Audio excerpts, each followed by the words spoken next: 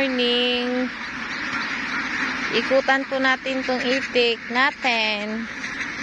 Titignan natin yung itlog. March 12, 2026.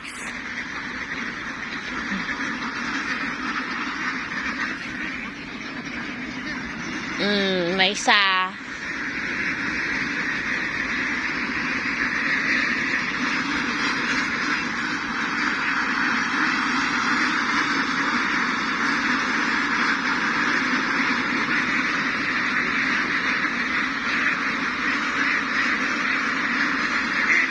Mamumulot na po tayo ng itlog kasi nag-start to March 11, 2026 kahapon. Ngayon, pangalawang araw na ikutan natin. Sobrang dami po ng balahibo kasi naglagas na po siya ng earlier.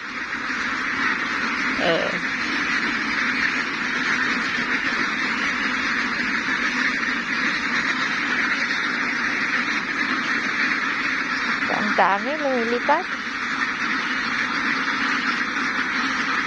Naga po kasi naglagas yung balahibo nito.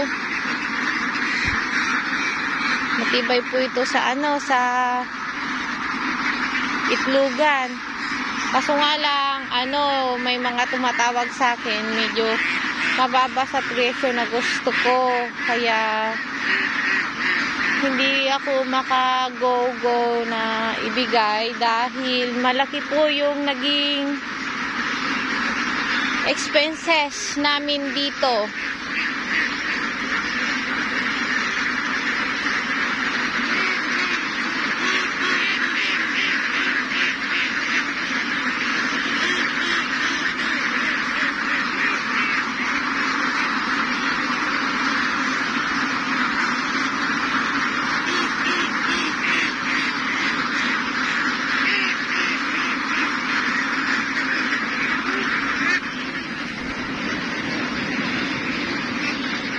Dalawa.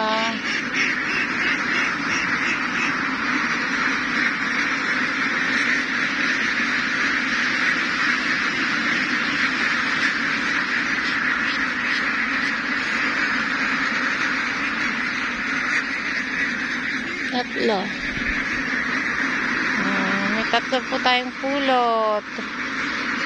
Ulit. March 12, 2026.